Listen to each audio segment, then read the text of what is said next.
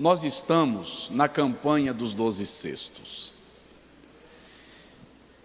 Aqueles que puderem estar de pé, por gentileza, eu não iria pedir, mas alguns se levantaram e eu gosto dessa cultura, não posso negar.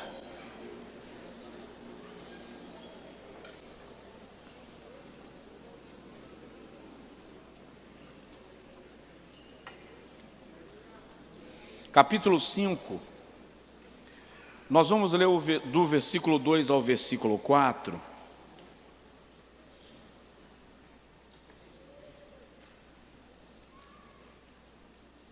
Segundo livro dos Reis, capítulo 5, versículo 2 ao versículo 4, diz assim: E saíram tropas da Síria, da terra de Israel,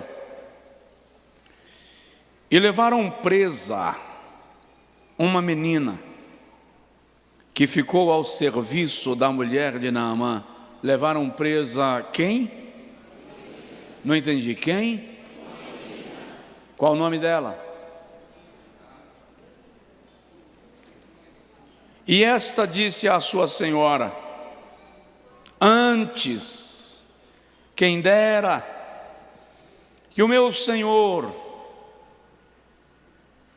estivesse diante do profeta que está em Samaria, ele o restauraria da sua lepra. Então foi Naamã e notificou ao seu senhor, dizendo: Assim e assim falou quem? Quem? A menina que é da casa de Israel. Diga amém. E diga comigo: Senhor, me ensina com essa menina. Pode sentar um pouquinho. Irmãos, esta é a 6ª semana da nossa campanha dos 12 cestos. E o tema geral das nossas ministrações, da série de mensagens, está sendo gigantes da fé que você não conhece.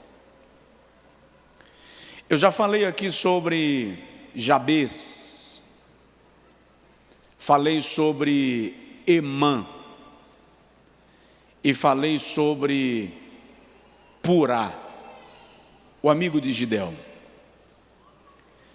Já falei de 2 mulheres, Axa e Rispa. Hoje eu vou falar sobre uma menina cujo nome o escritor nem fez menção. E aí, quando eu preguei sobre Jabez, eu disse Jabez e dei um subtítulo. Sobre Emã, a mesma coisa, mas eu fiquei sem saber que título dar para esta mensagem. E eu coloquei assim: uma menina cativa liberta um homem livre. Uma menina cativa liberta um homem livre. Nós já ouvimos uma série de mensagens sobre os 2 personagens mais conhecidos desse texto. Você já ouviu diversas pregações sobre Eliseu. E no mínimo já ouviu muitas menções a Naamã. O primeiro, Eliseu, um dos grandes profetas da história de Israel, sucessor de Elias. Eliseu exerceu uma influência tamanha no universo político do alto escalão, não apenas de Israel, mas também da Síria, que era o grande império do seu tempo.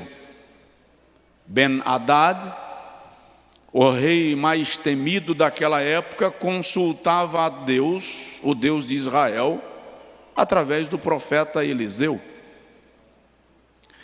A autoridade e a unção que estavam na vida de Eliseu são tão evidenciados na Bíblia que quando Eliseu morre e posteriormente sepultaram um outro defunto na cova onde estava Eliseu, quando o corpo do defunto tocou nos ossos do esqueleto de Eliseu, a Bíblia diz que o defunto ressuscitou, porque o corpo tocou na ossada do profeta. Isso está no segundo livro dos Reis, capítulo 13, versículo 21. Imagina o tamanho da unção que repousou sobre este homem. Você já ouviu falar dele? O outro, Naamã. Naamã, nós temos ouvido falar muito, nós sabemos da sua posição e da sua importância no império, no maior império dos seus dias. O versículo 1 diz que ele era chefe do exército do rei da Síria. Ele é o comandante geral das forças armadas da Síria.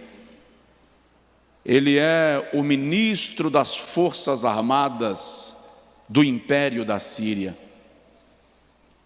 Incrivelmente, Naamã consegue ser, diz o texto, amado pelo seu rei e honrado pelo seu povo. Raramente alguém consegue agradar a corte e os plebeus.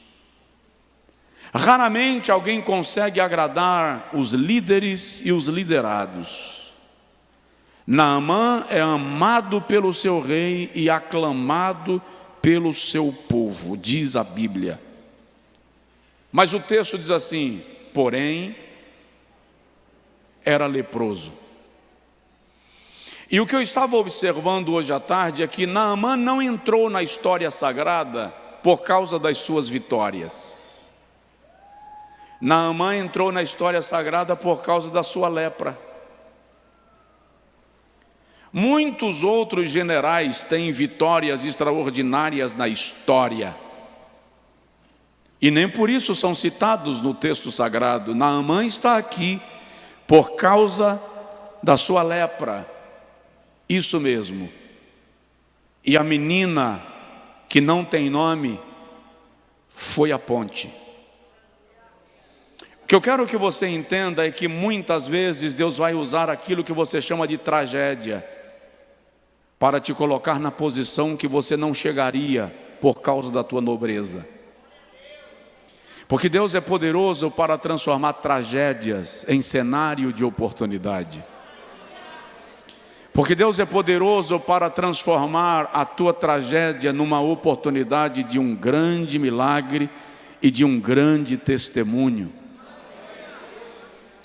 Nós vamos observar que aparentemente os protagonistas deste relato é Naamã e Eliseu. Mas a menina é o instrumento que faz com que as duas autoridades, uma humana e a outra espiritual, se encontrem. Sendo a lepra uma doença da pele, isto muito provavelmente incomodava por demais o chefe do exército da Síria, e a menina percebia esse incômodo, de modo que ela faz uma comunicação à sua senhora: quem dera, se o meu senhor estivesse em Samaria, a capital de Israel, diante do homem de Deus, ele seria curado da sua lepra.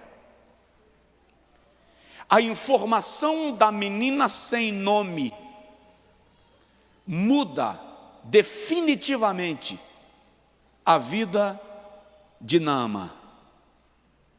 Vamos lá, você pode mudar a vida de alguém sem depender de título, posição, renome, fama. É só se deixar ser usado por Deus na oportunidade que Ele criar para você. A minha pergunta é: o que essa menina me ensina? Onde está o gigantismo da fé dessa menina? O que eu enxerguei nela para pensar nela como uma gigante da fé e a gente fazer menção dela nesta noite. Se você não tem o hábito de anotar, eu vou insistir, em nome de Jesus, aprende a trazer caneta para a igreja e anotar, escreve, registra, porque isso é útil para você. A primeira lição que essa menina vai nos ensinar, e é por isso que eu a vejo como uma gigante da fé, ela nos revela uma incrível saúde mental. Uma incrível saúde mental. Não obstante a guerra que assolou a sua terra, não obstante ela ter se tornado cativa de guerra, refém de guerra, o irmão vai perceber no texto que essa moça tem uma mente sarada. Tem uma mente curada. Incrivelmente, embora a lepra fosse considerada uma doença contagiosa, a lepra de Naamã não contagia a menina, mas a compaixão da menina contagia Naamã. O mais provável e até o mais humanamente compreensível é que ela fosse uma pessoa carregada de ira, de rancor, de amargura, por ter se tornado cativa de guerra, separada da sua família, sem nação, sem língua, sem religião ou sem direito de praticar a sua religião. Ela é literalmente escrava do seu algoz,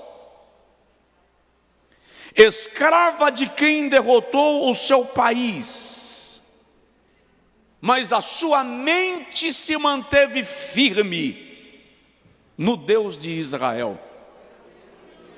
E é incrível a capacidade empática dessa menina. Ela tem empatia. Ela sente a angústia de Naamã e da sua senhora. E mais do que sentir, ela se propõe a ser uma notícia de esperança. Ela se propõe a ser instrumento de milagre. De algum modo ela se identifica com o sofrimento daquele que está lhe fazendo sofrer. De algum modo ela quer tirar do sofrimento alguém que lhe colocou no sofrimento. De algum modo ela quer devolver a vida a alguém que tirou-lhe a própria vida. A empatia dela, a generosidade dela são extraordinários. Nós precisamos aprender com ela que a vida tem momentos difíceis. A vida vai gerar cicatrizes em você.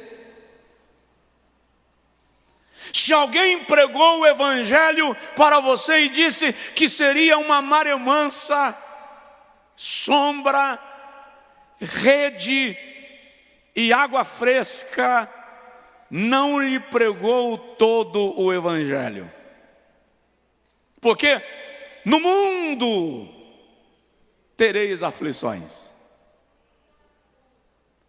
As cicatrizes não podem nos paralisar. Alguém já disse que os estudiosos contam quantos anos tem um carvalho pela quantidade de cicatrizes que o carvalho tem no seu caule. Cada cicatriz revela um inverno, de modo que se conta os invernos pelos quais o carvalho já sobreviveu a partir das suas cicatrizes, o que significa dizer que as suas cicatrizes não são a tua vergonha, as tuas cicatrizes são as tuas credenciais. Elas te revelam quantas vezes você atravessou o inverno e ficou vivo para continuar frutificando no reino de Deus. Pode dar glória também. Filipenses capítulo 3, versículo 12, é um dos textos de Paulo que mais me encantam. Porque Paulo diz assim: não que eu seja perfeito, ou que eu já tenha alcançado, mas prossigo para alcançar aquilo para o que também fui alcançado. Pelo quê? Esquecendo-me das coisas que para trás ficam, prossigo para as que estão adiante de mim, prosseguindo para o alvo, pelo prêmio da soberana vocação de Deus que há em Cristo Jesus. O que Paulo está dizendo é: eu não posso me tornar prisioneiro do passado. Preciso prosseguir para o que está diante de mim, porque eu fui alcançado para alcançar alguma coisa. Há um propósito. A maioria das pessoas que se tornam amargas, ou tornam-se amargas, tornaram-se cativos de lembranças ruins. Continuam bebendo o líquido da mágoa, sem perceber que estão envenenando-se. Alguém já disse que a mágoa é o único veneno que você toma querendo que o outro morra. Você se envenena de angústia, de aflição, de frustrações, e não consegue avançar e romper com as lembranças mórbidas. Fica dando replay. E tem gente que dá replay em câmera lenta.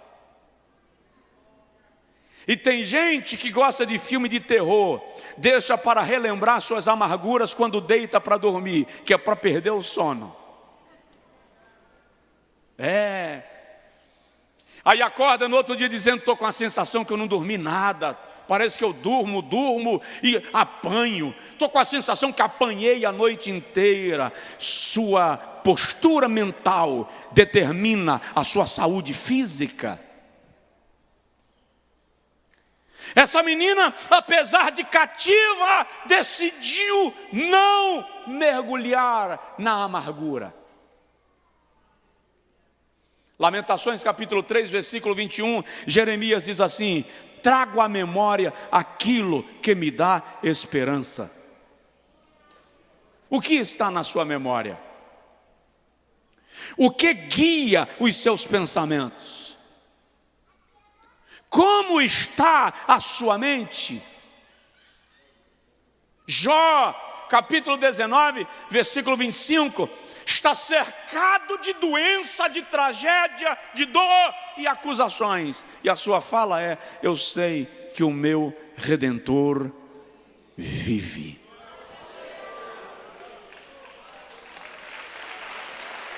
Postura. A moça está cativa fisicamente, mas a sua mentalidade não foi presa. Tem gente que é livre fisicamente, mas mentalmente é escravo. Sua alma está cativa. E a minha palavra da parte de Deus para a sua vida nesta noite é que as cadeias se quebrem, que as algemas se quebrem, que você seja curado, restaurado, levantado, erguido, liberto para a honra e a glória do nome santo de Jesus.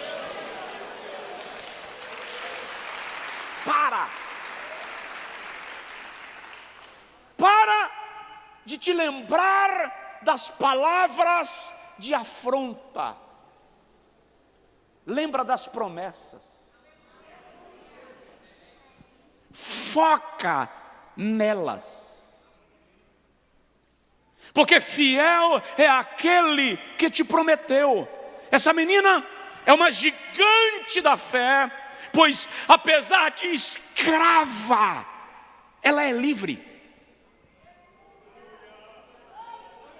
Aquele que lhe escravizou e que se sentia senhor, estava escravo. Ela não, ela era livre. Ninguém escraviza uma mente que conhece a Deus.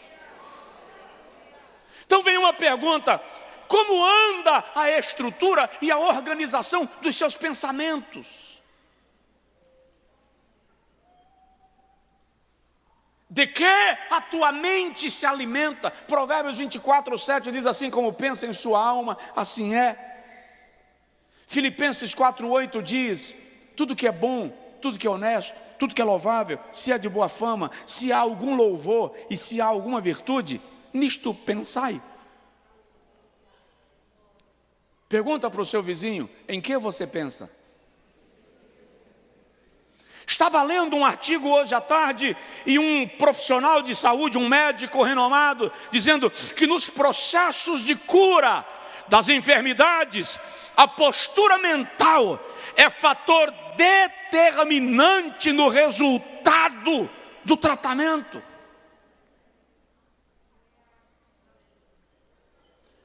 Deus quer libertar a sua mente. A minha mente, a sua mente é o quartel-general dos nossos projetos e das nossas conquistas, de modo que todas as vezes que Satanás quiser lhe atacar e lhe escravizar, a primeira área que ele vai bombardear é a sua mente. Por isso que Paulo escreve aos Coríntios na segunda carta, capítulo 10, versículo 5, e diz: as armas da nossa milícia não são carnais, mas poderosas em Deus, para derribar todo baluarte, coluna, estrutura, torre e sofisma, meias verdades que se levantam contra Deus. E de que modo as armas espirituais derribam as colunas e as mentiras que se levantam contra Deus, levando cativo todo pensamento ao serviço de Cristo. Está lá no texto. Essa moça me ensina que não é preciso ter autoajuda para superar as suas crises pessoais. Que as autoajudas venham, mas a ajuda que define é a ajuda do alto, com uma postura interior de dependência, de entrega. Ela não se afoga na depressão. Como você está? Você tem carro? Você tem casa? Você tem títulos? Você tem até dinheiro na conta? Mas se os seus pensamentos forem um lixo, a sensação que você vai ter é que você vive num monturo. Então começa fazendo uma limpeza mental. As pessoas tomam água com limão todos os dias pela manhã em jejum. Tomam shot que fala? Shots. Para limpar, purificar, melhorar, desintoxicar. Vão para spas, fazerem desintoxicação. Funciona, emagrece, diminui a cintura, fica lindo. Mas se não desintoxicar a mente, se não tomar um shot mental, você emagrece no corpo e apodrece na alma. Começa aqui. Essa menina me ensina que é possível estar numa situação adversa e manter a saúde mental. Coloque a mão assim na sua cabeça. Se você não quer assanhar o cabelo, coloca acima da cabeça. Mas ministra sobre você e diga assim: Pai, eu declaro que a minha mente é lugar de culto e adoração. Ministra nos meus pensamentos. Segundo,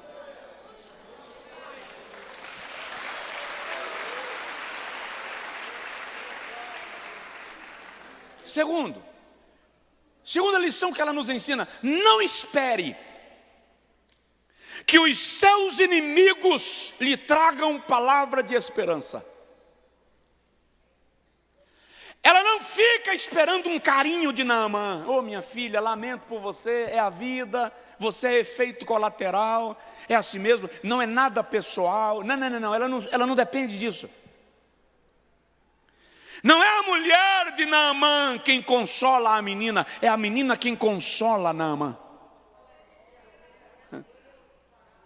Não fique esperando que os seus inimigos lhe deem alento, eles não têm, estão azedados. Seja você a voz de esperança para eles. Seja você aquele que tem a resposta do céu para aqueles que pensam que você está preso na confusão e na dúvida. Seja você a chave para tirar da prisão aqueles que tentaram te aprisionar. Os seus inimigos querem seu mal. E você pode até dar uma de justo e dizer: se eles querem meu mal, que eles se danem. Mas a orientação bíblica não é esta. A orientação bíblica é: orai pelos que vos perseguem e abençoai aqueles que vos amaldiçoam. Ah, pastor, sou crente, mas não tanto. O presente abre o caminho de quem o dá. Lembra desse texto que eu citei aqui no início do ano? Aprenda a abençoar. E não fique dependendo que aquele que te deu uma pancada venha derramar o bálsamo. Não fique dependendo disso. A menina não depende do carinho de Naamã. Não é Naamã que conforta a menina. O homem livre não conforta a menina cativa. A menina cativa traz consolo para o homem livre.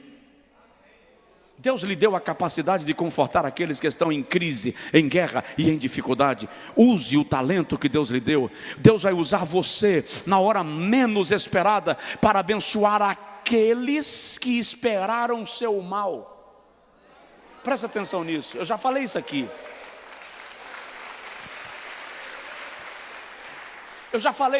Me parece que é uma lei da vida.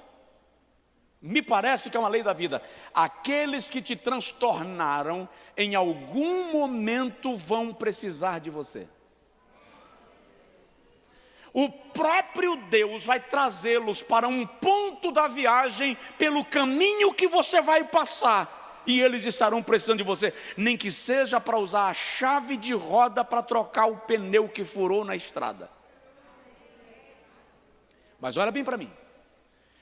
Deus não faz isso para humilhá-los.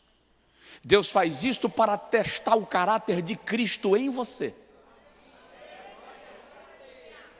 Deus faz isso para que eu e você sejamos testados e manifestemos que em nosso coração prevalece o amor de Deus. Isaac, entulharam o poço de Isaac, ele chama Abimeleque, faz banquete, dá presente e abençoa. Todas as vezes que Deus te abençoar, Ele vai permitir que alguém que te causou dano passe pela tua trajetória, não para humilhar o outro, que a gente pensa assim, Deus faz isso que é para mostrar para ele que Deus me exalta. Deus faz isso para colocar em teste o seu caráter cristão. Se tiver alguém do seu lado, dá um toque assim de leve e fala assim, passa no teste, tá?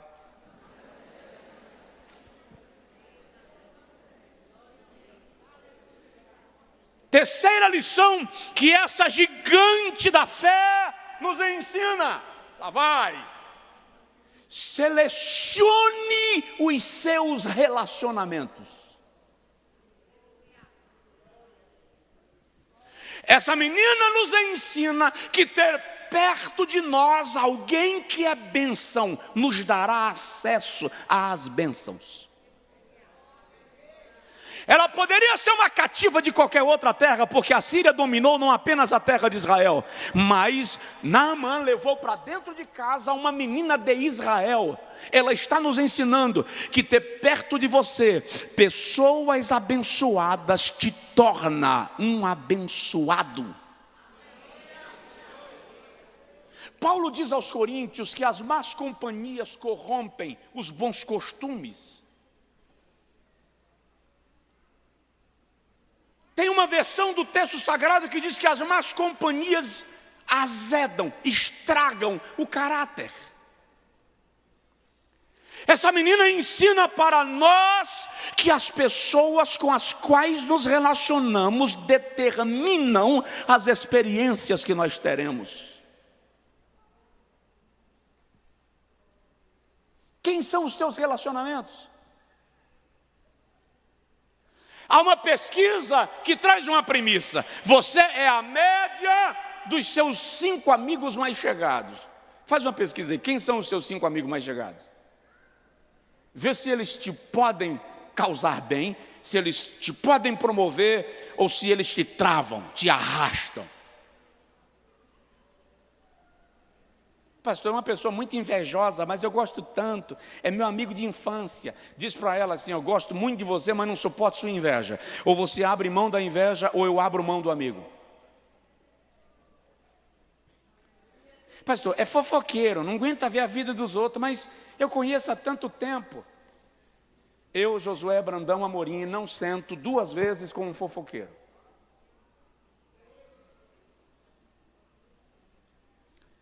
Você precisa começar a selecionar aqueles que te elevam, que te nutrem.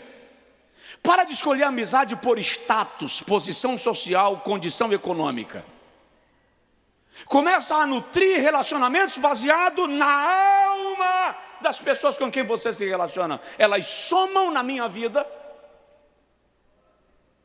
Salmo 1 diz assim: bem-aventurado é o homem que não anda segundo o conselho dos ímpios, não se assenta no caminho dos pecadores, nem se detém na roda dos escarnecedores. Antes tem o seu prazer na lei do Senhor, e na sua lei medita de dia e de noite.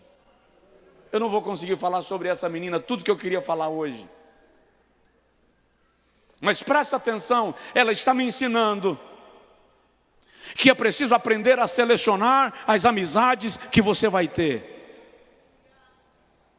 Paulo ensina a igreja de Corinto a não vos prendais a um jugo desigual com os incrédulos.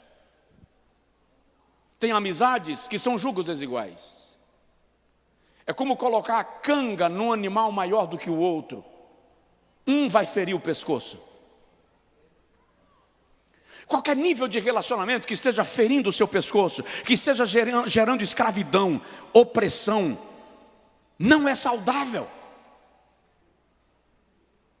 Não se faça cativo de ninguém. Paulo diz: ninguém vos faça presa sua.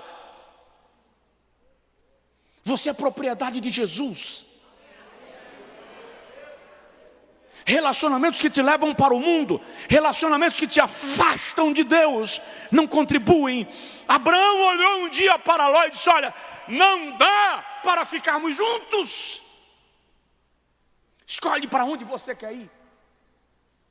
E se tu escolheres a direita, eu irei para a esquerda. E se tu escolheres a esquerda, eu irei para a direita. E olha, presta atenção, Gênesis capítulo 13, versículo 14, diz assim: e logo que Ló se apartou de Abrão, o Senhor apareceu a Abraão e disse: olha para o norte e para o sul, para o leste e para o oeste, e toda esta terra eu te darei. Presta atenção, enquanto Ló estava lá, Deus não deu a Abraão a amplitude da promessa. É quando Ló vai embora que o Senhor mostra para Abraão o que estava reservado para ele. Desculpa, o que eu vou falar aqui pode ser meio agressivo, mas tem gente que impede a promessa de Deus se cumprir. É obstáculo. Tem alguém aí? A menina nos ensina, selecione as suas amizades. Quarto lugar, a menina nos ensina a lembrar-se do que Deus já fez. Se tiver alguém do seu lado, fala com ele assim: lembra do que Deus já fez? Relembra quantas vezes o Senhor atuou na tua vida e te livrou? Lembra onde você estava e onde você está hoje? Lembra aquelas lutas que você passou, que você pensou em morrer, acabar com a sua vida, cometer suicídio, não vou sair dessa, e você saiu? Lembra disso? Lembra de quando você teve depressão, que você perdeu a noção de comando das suas próprias emoções e Deus te tirou do quarto escuro? Lembra quantas vezes você se sentiu com o pé na cova e você está vivo? Então nessa luta que você está passando agora, diga para você mesmo: o Deus que me deu vitória nas situações anteriores me fará vencer outra vez.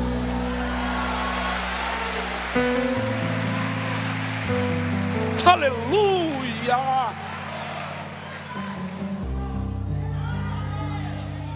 Sou cativa de guerra, não conheço o idioma, não conheço o povo, não vou praticar a religião daqui, mas a quem dera que ele estivesse em Israel, diante do homem de Deus. Ela não se esquece de Deus,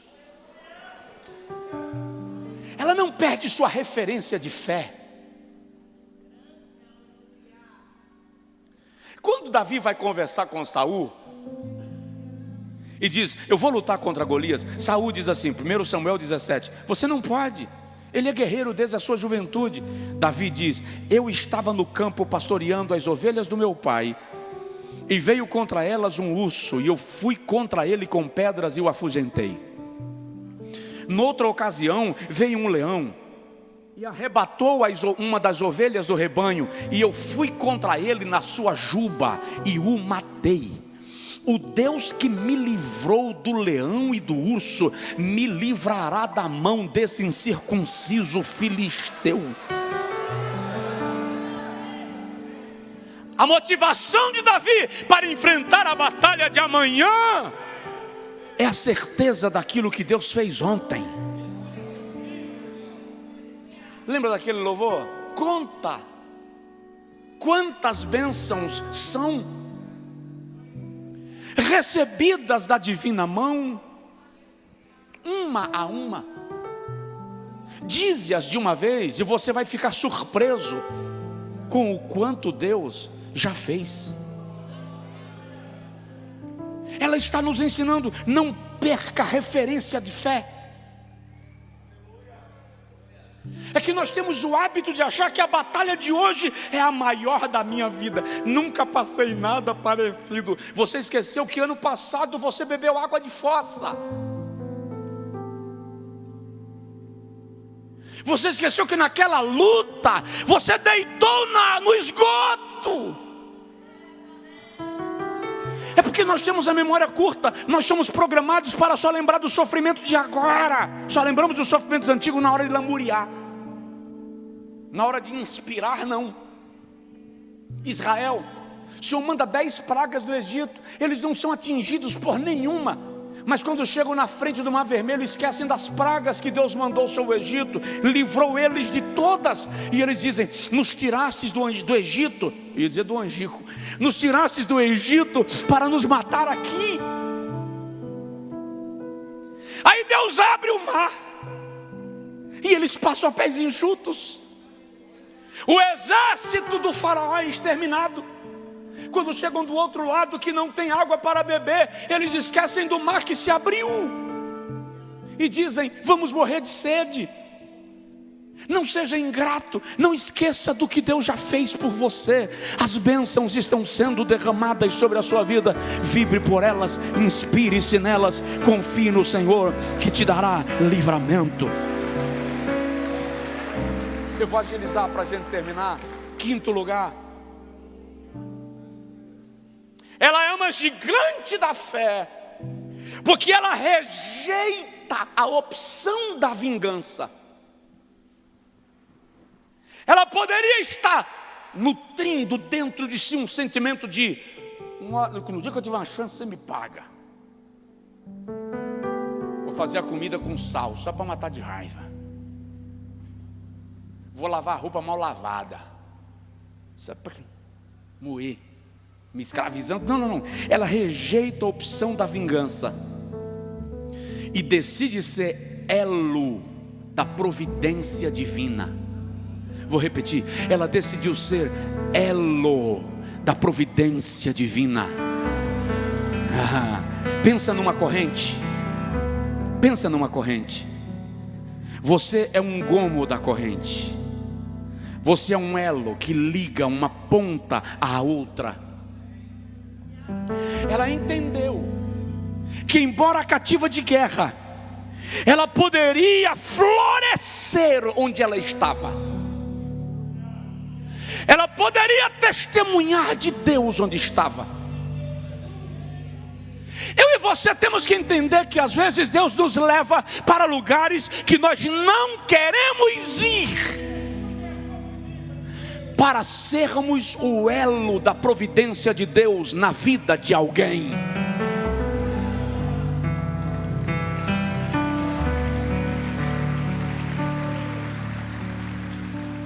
Quando Deus mandou Elias para a casa da viúva de Sarepta, quem foi salvo? Elias ou a viúva?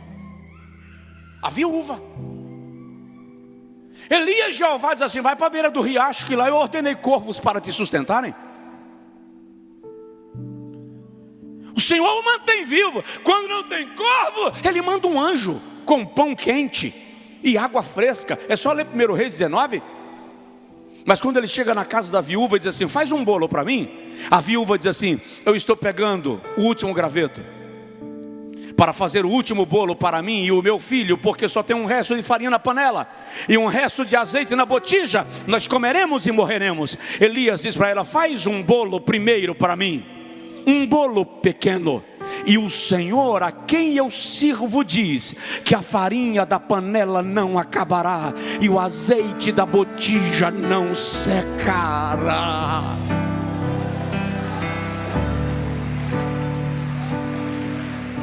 A viúva não estava lá por causa de Elias. Elias estava lá por causa da viúva.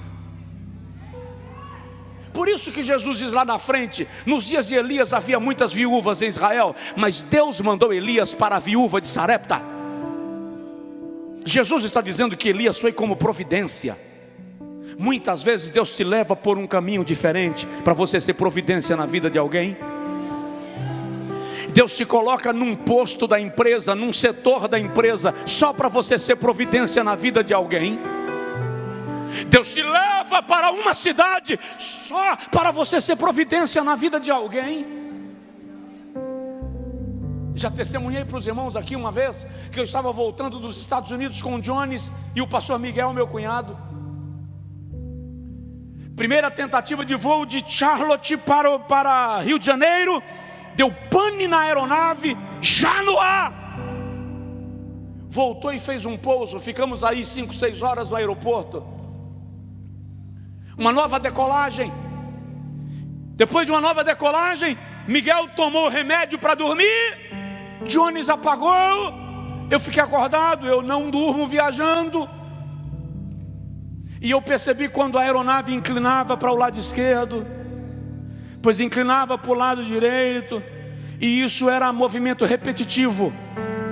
E eu resolvi olhar, e quando eu olhei nas asas, estava voando líquido. E eu, por uma questão de dedução, imaginei: tanque está cheio, estou esvaziando o tanque, alguma coisa está errada. Mais uma hora nessa festinha, e eu vi os comissários começando a se agitar, até que eu captei quando uma brasileira, funcionária da companhia, era uma companhia americana, e ela estava tão nervosa que ela esqueceu de falar em inglês, e ela disse: eu não vou ficar aqui fingindo que essa porcaria não vai cair. Eu ajoelhei na poltrona, virado para Jones, que estava dormindo, o pastor Miguel na poltrona atrás, e eu disse: Jesus, eu acho que a gente não pousa. Eu entrego na tua mão a minha vida, eu entrego na tua mão a vida do meu filho, consola pai e mãe em casa, tem misericórdia de nós.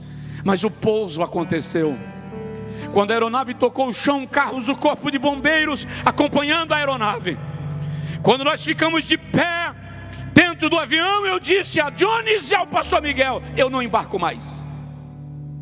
É a segunda numa noite. Quando chegamos do saguão do aeroporto, eu liguei para um amigo que mora na região de Charlotte e disse: vem me buscar, eu vou dormir na sua casa. Ele fez: você está onde? Em Charlotte? Eu disse: não, estou em Feira de Santana, pedindo para você vir me buscar. Uma hora depois ele chegou, pegou minhas malas, nós fomos para o carro. Quando ele colocou as malas no carro, eu falei com ele: o que está acontecendo? E ele disse: como assim? Eu disse: eu não vim passear em Charlotte, Deus está me forçando a ficar aqui. O que está acontecendo? Ele disse: vamos para casa que lá eu te conto. Quando nós chegamos em casa, ele chamou a esposa, as duas filhas, e ele me disse assim: a nossa filha menor está com um problema cardíaco, ela vai se submeter a uma cirurgia muito melindrosa amanhã pela manhã. Os médicos não dão garantia nenhuma do resultado. Ele disse o nome do problema: teria que ser colocado um X válvulas no coração da menina, eu não lembro mais, tem tempo.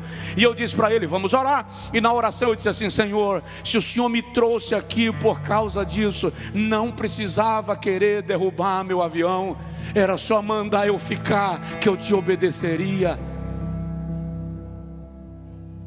Mas se esse é o motivo, eu quero te suplicar, antes da cirurgia, faz o médico pedir um exame. E ele me disse: pastor, aqui nos Estados Unidos o médico não pede exame no dia da cirurgia.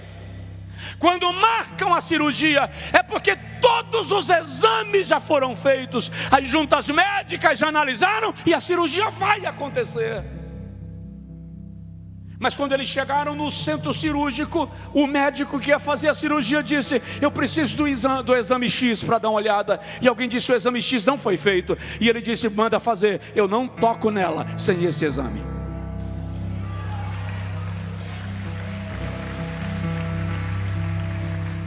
Quando o resultado do exame veio e ele comparou os outros exames com aquele, o médico disse: ela tinha o problema X do coração, mas por alguma razão ela não tem mais. O coração dela foi restaurado, ela não precisa de cirurgia, ela pode voltar para casa. E voltaram no mesmo dia, porque Deus é o Deus que interfere no teu planejamento para cumprir o seu propósito e a sua vontade.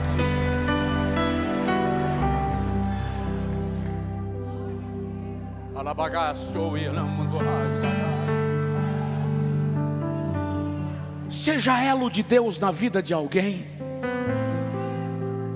Seja elo de Deus na vida de alguém. Quando você sair de casa para o trabalho amanhã, diz para Deus: faz de mim resposta tua para alguém. Vamos lá. Sexto lugar, a menina era crente. Essa menina era crente. Fala a verdade, você no lugar dela, quantas vezes você teria murmurado? Que adianta servir a Deus? Sou dizimista. É incrível como a gente é cafanga e fica lançando na cara de Deus, desculpa esse termo, aquilo que a gente faz. Sou dizimista, sou ofertante, estou passando por isso. Por que Deus permitiu? Para te colocar no lugar que Ele gostaria que você estivesse. Há um propósito, tem um plano. A menina é cativa, mas ela está dizendo: em Israel existe um Deus que cura. Se ele estivesse em Israel, ele já teria sido curado. Eu sou cativa, mas não perdi a fé. Deus permitiu eu estar no cativeiro, mas nem por isso Deus deixa de existir. Lembra de Ananias, Misael e Azarias? Os 3 jovens em Babilônia. O rei manda aquecer a fogueira 7 vezes. e diz para eles: eu vou tocar novamente a buzina, a cítara. Se vocês não se ajoelharem, eu quero ver quem é o Deus que pode vos livrar da minha mão. Os meninos dizem assim: ô rei, o Deus a quem nós servimos pode nos livrar da tua mão e da tua fornalha, mas se Ele não nos livrar, nem mesmo assim nós nos encurvaremos. Hoje não. Se Deus não fizer, eu abandono a igreja. Se Deus não fizer, eu rasgo a minha credencial de ministério. Para de chantagem boba. Que fé é esta que depende de uma circunstância para definir a sua trajetória? Cativa de guerra, mas crente. Não abro mão do meu Deus. Olha Paulo: combati o bom combate, acabei a carreira, guardei a fé, o tempo da minha partida está próximo. 2 Timóteo 4, 7 e 8. Mas ele diz: guardei a fé, não deixe a luta lhe afastar de Deus. Não permita o tempo difícil ameaçar a sua comunhão. Permaneça firme apesar do desafio. Tem alguém do seu lado? Diz para ele assim: desvia não. Diz para ele: sem Deus é pior.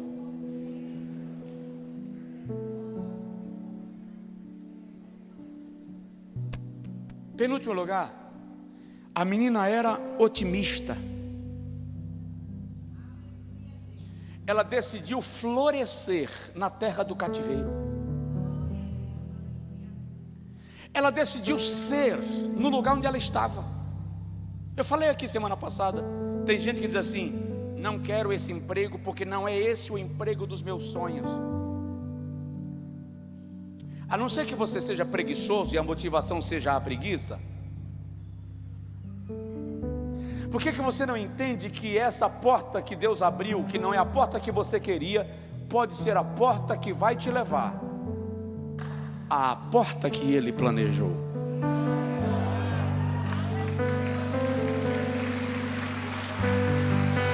Quem não entende isso?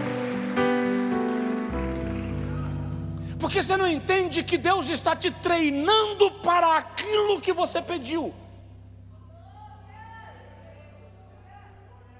Cada experiência na vida é treinamento,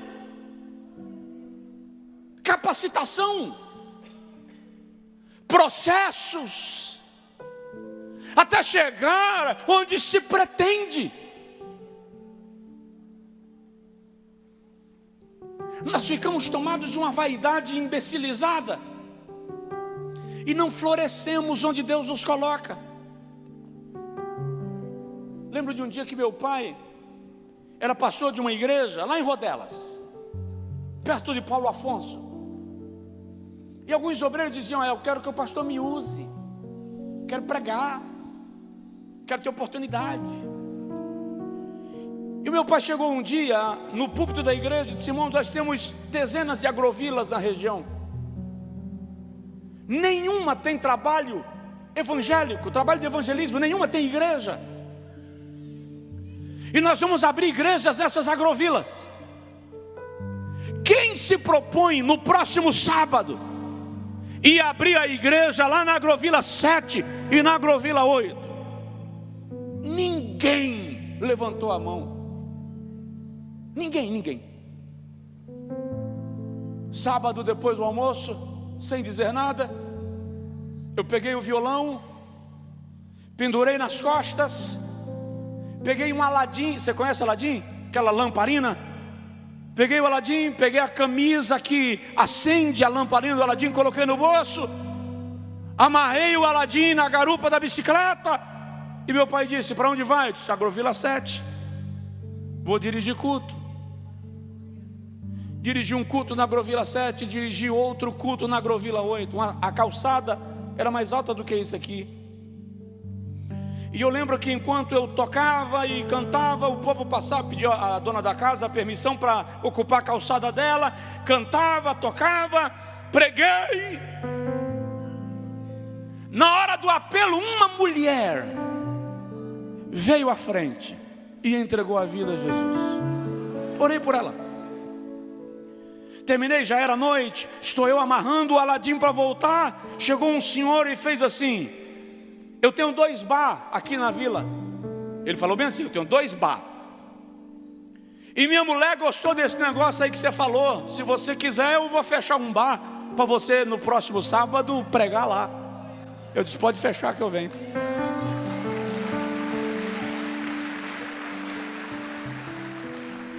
No outro sábado eu não vim, a igreja veio, implantou o trabalho. Até hoje a igreja está lá, servindo a Deus, florescendo, produzindo. No lugar que Deus te colocar, produz. No lugar que Deus te colocar, produz. Com aquilo que Ele colocou na tua mão, produz. Vou terminar te dizendo uma outra coisa. A menina era abençoada. E como uma menina abençoada, ela decidiu abençoar. Ela decidiu ser bênção na vida daqueles que lhe foram maldição.